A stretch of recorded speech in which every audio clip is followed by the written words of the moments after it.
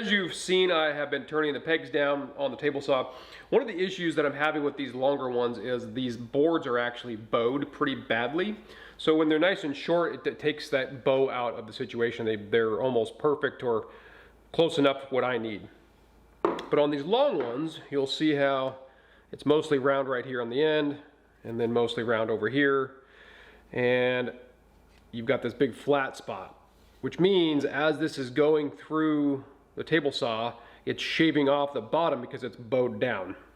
So you're removing most of the material on this underneath side and leaving this flat spot. So I'm gonna go ahead and cut off 1 foot out of all these long ones, the ones I haven't turned yet, and that will reduce this section of bowing and hopefully get more usable pegs out of each one. So we're gonna chop off 12 inches and we'll turn those separately and then turn these 2-footers. And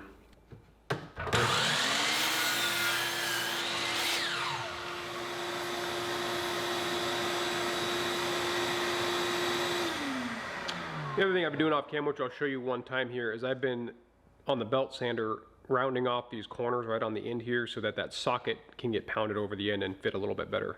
So let's spin you over there and I'll do one on camera.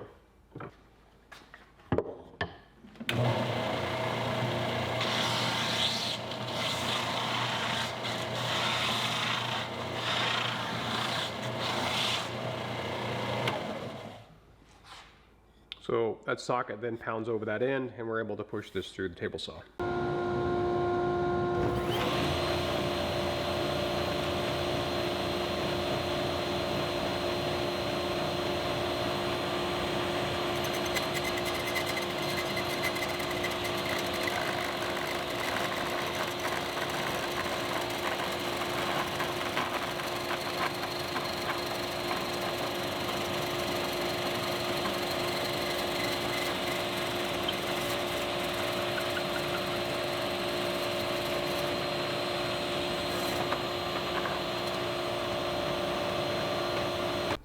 I suspect some of you are curious why I'm not just turning every peg on the lathe. And I figured I would show you this process to give you an idea of why I'm not doing this. And the reason is it's time consuming. It's way faster running through the table saw. Even if I have to do a little bit of sanding at the end and put them on the lathe, they don't have to be as concentric. There's just a lot of time savings by running them through the table saw. So I'll go ahead and show you what this looks like though. Okay, pretty good. Crank her down.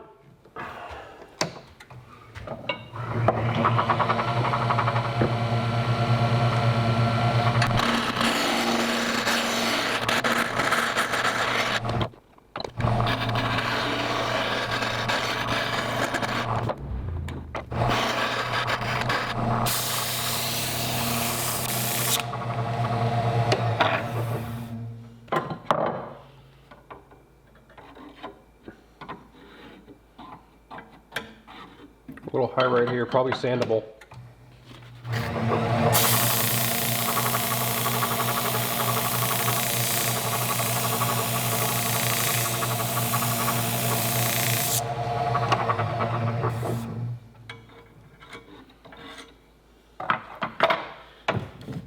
So there we go. Now, that's a pretty nice peg, pretty uniform, but time consuming when you're making 80, 90, 100 of these. So I finished making all the 1" by 12" long oak wooden pegs. I got 64 out of the 76 I started with. A few of them got messed up due to manufacturing with the table saw and some other things, but overall very pleased with this. I like making as much of the products that are going in this garden shed project as possible. This oak was going bad basically. It was getting warped and wasn't really usable for much else. So overall, pretty pleased with this. I don't want to portray that I'm not using manufactured pegs because this box right here of 88 are white oak pegs from the East Coast. I believe it's white oak. They're very uniform, very easy to use, very nice to use. However, they're $2 a piece, whereas this is from material I had on hand, and I always kind of wanted to try the table saw trick of the tapered block and then running it through with the drill. Seems a little dangerous, but overall it wasn't. I had no issue with the kickback, ran through no problem whatsoever. I'd recommend this process if you're making more than a few pegs, but overall very pleased with this. This is enough pegs for the project I have, so I won't be needing to make any more as long as I don't break a bunch of them for some reason. But overall, wrap this one up. Hope you guys got something out of it. Hope you enjoyed this kind of table saw process. Until next time, thanks for watching.